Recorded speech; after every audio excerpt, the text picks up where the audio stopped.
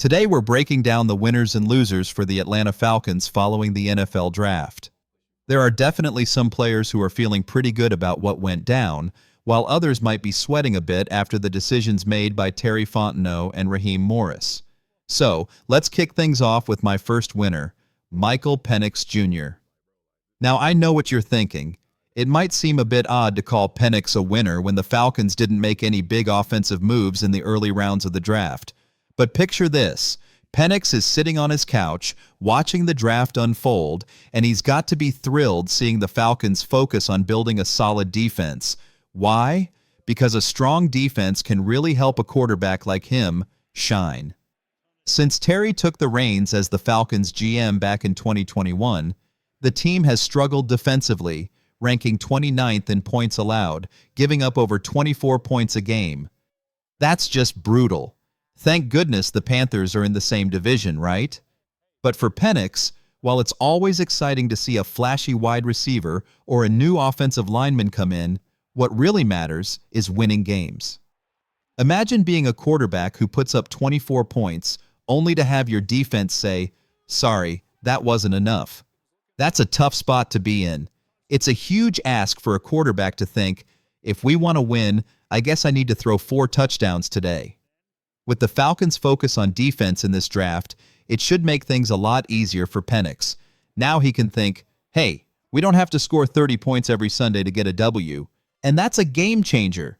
I did a little digging into the numbers, and here's what I found. Over the last 3 seasons, the Falcons have a win percentage of 0.71 when they score 24 or more points. Now, if we look at the league as a whole, that win percentage is at 0.78. Not a huge gap, but in a 17-game season, that could mean the difference between 1 extra win or 1 extra loss. And let's be real, that could be the difference between the Falcons kicking back in Cancun during the playoffs or actually playing in them. Just look at how tight the race was last year between Atlanta and the Tampa Bay Buccaneers. So, for Michael Penix, having a defense that can actually hold its own and support the offense is a huge win. Now, if you're still trying to defend the Falcons' defense, though I'm not sure why anyone would at this point, consider this. Since 2017, the year after the Falcons made their Super Bowl run, they've lost 18 games while scoring 24 or more points. That's bottom third in the NFL. They're in the same conversation as teams like the Minnesota Vikings and the Detroit Lions.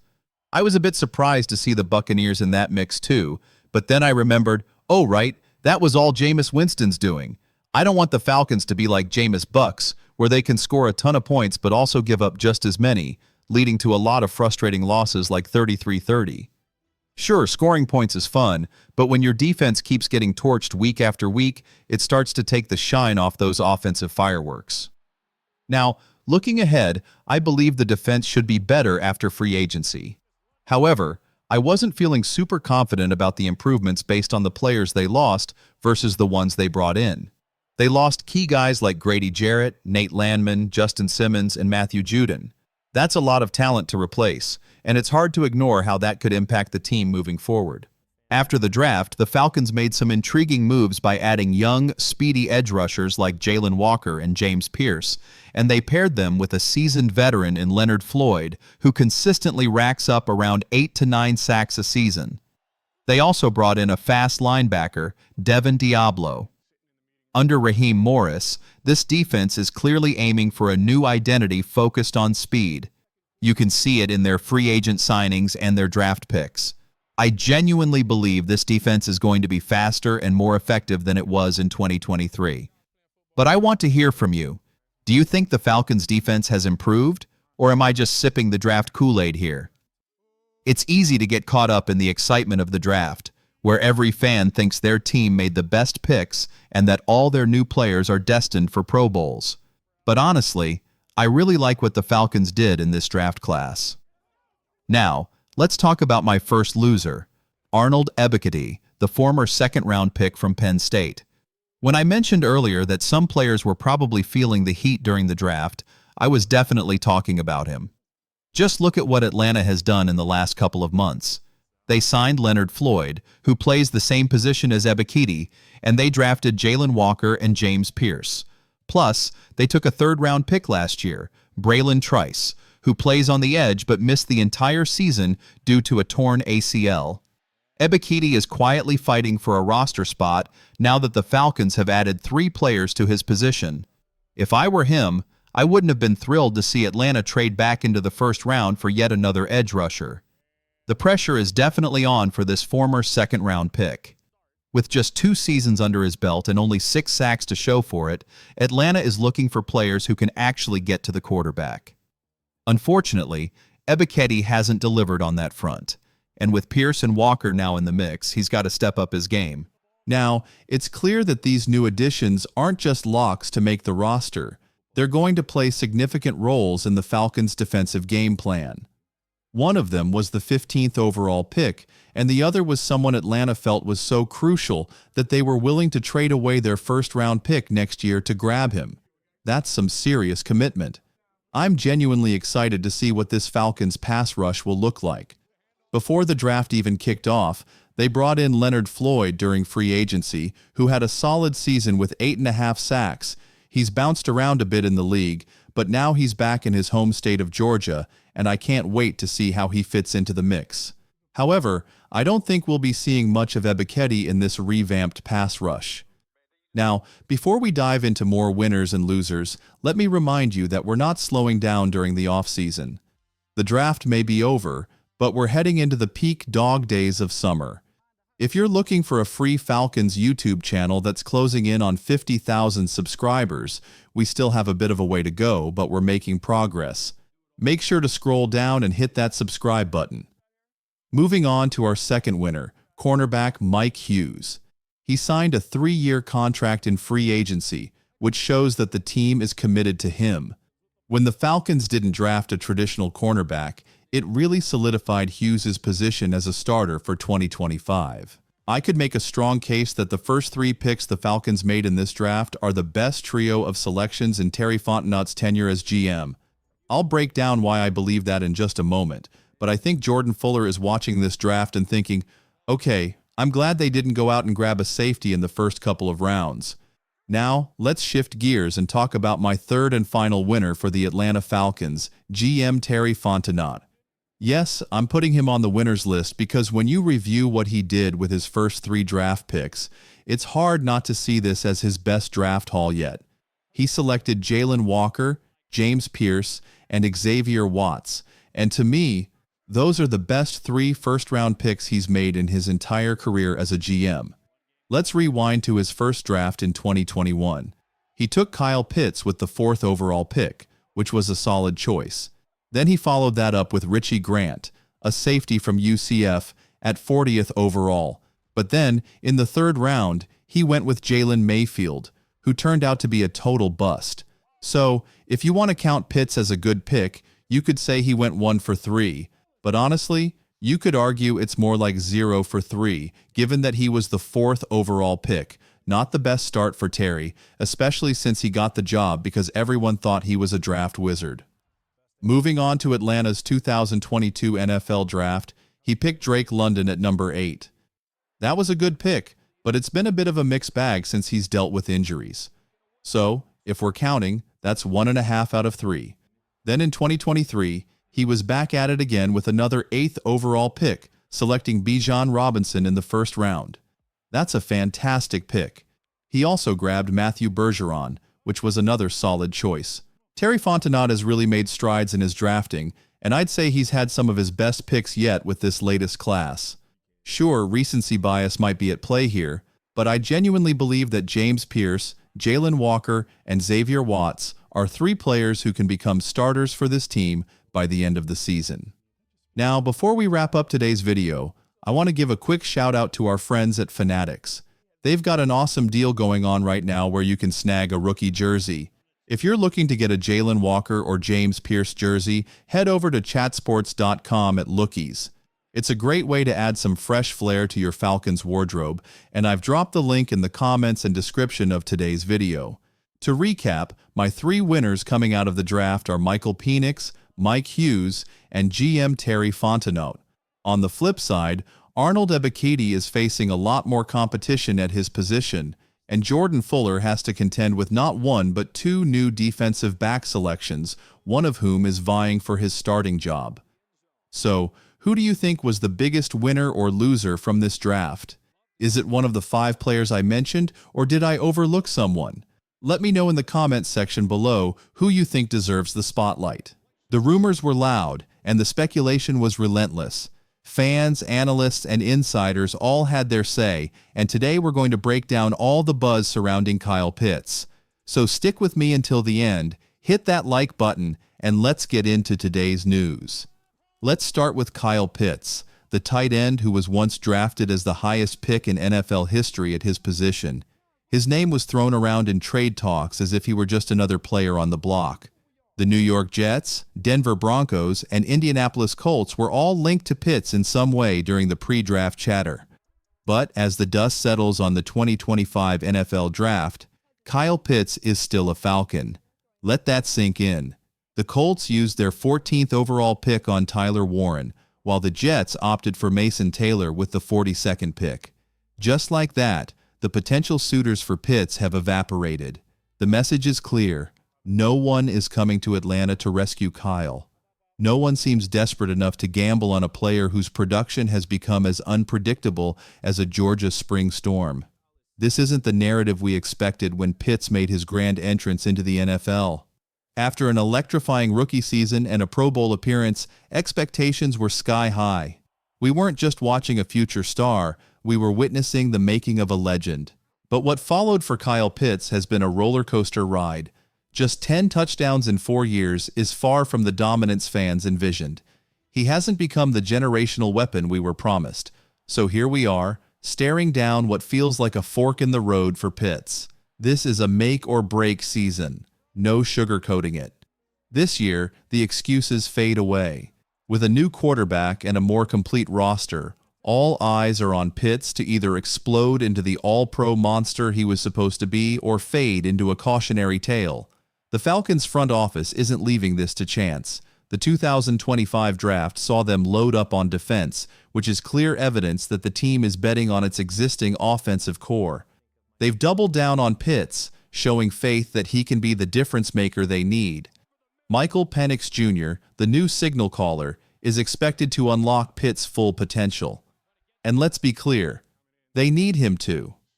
After an 8-9 season, Atlanta is clawing to break .500 and is fighting even harder to get back to playoff relevance.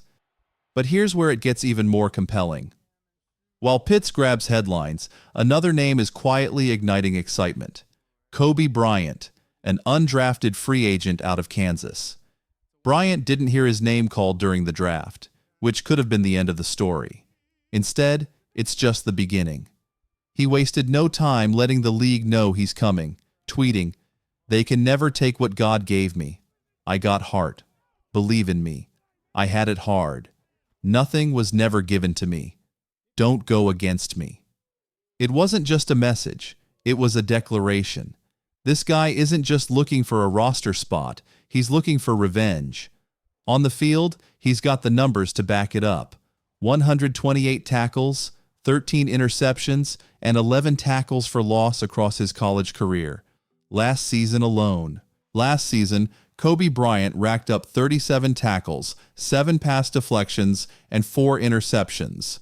The numbers pop, but it's the chip on his shoulder that tells the real story. The Falcons didn't just pick up a player, they may have found a steal in a gritty, no-nonsense corner who already feels like an Atlanta guy. With veterans like A.J. Terrell and Mike Hughes holding down the starting spots, Bryant isn't expected to jump into the spotlight right away. However, if he shows out in rookie camp and preseason, don't be surprised if he punches his ticket to the 53-man roster. While the Falcons' new additions have generated buzz, not everyone is sold on the team's direction. Post-draft power rankings from major outlets still place Atlanta in the league's bottom half. NFL.com's Eric Edholm kept them at number 21, exactly where they were pre-draft, calling the aggressive trade-up for James Pierce Jr. unnecessarily bold. He's not alone in that sentiment. The Athletic's Josh Kendall ranked the Falcons at number 24, noting that the team passed on addressing certain needs.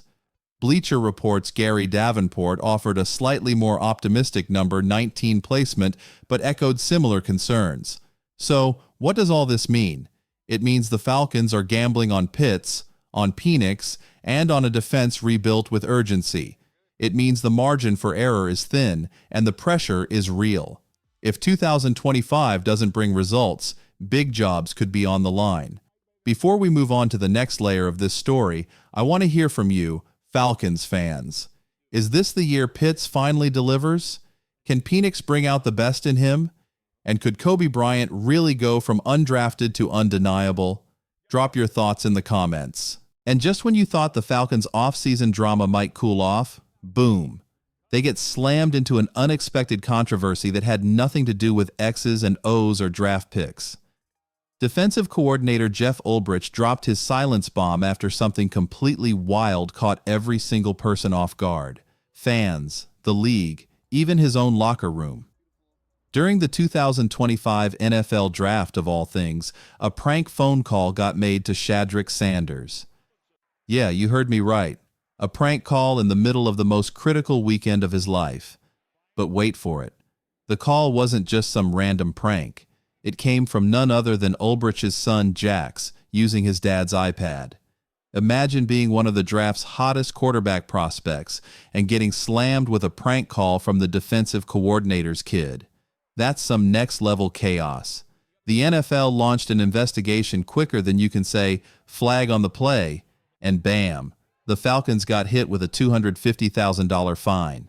Jeff himself got a $100,000 fine slammed on him. But here's where Ulbrich showed class. No spin, no PR smokescreens.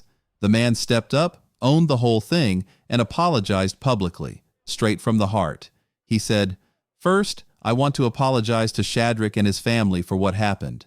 Next, I want to sincerely apologize to Terry Fontenot, Raheem Morris, and the entire Falcons organization. My actions breached confidentiality. My son's behavior was absolutely unacceptable, and we're both truly sorry. No dodging, no excuse factory. Just owning the mistake." He closed it out strong, saying, "The NFL's punishment is right. We accept full responsibility, and we're not fighting this fine." Now, here's where this story goes from just a headline to something that really matters. In a league where distractions are as common as tailgates on game day, the Falcons find themselves at a crossroads. Discipline, maturity, and accountability can't just be locker room slogans anymore.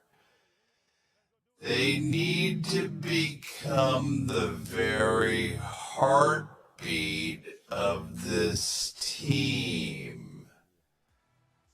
So let me ask you, do you believe in this team's direction?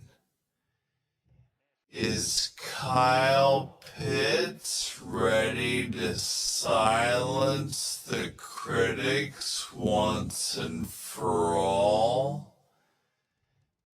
Can Penix shake things up in the NFC South? And what's your take on the Ulbrich situation? Hit that like button if you're fired up about this season. Don't forget to subscribe for all the latest Falcons news, breakdowns, and behind the scenes updates. And I want to hear from you. Drop a comment with your thoughts. We're building this story together, folks. Let's make 2025 unforgettable. Go Falcons.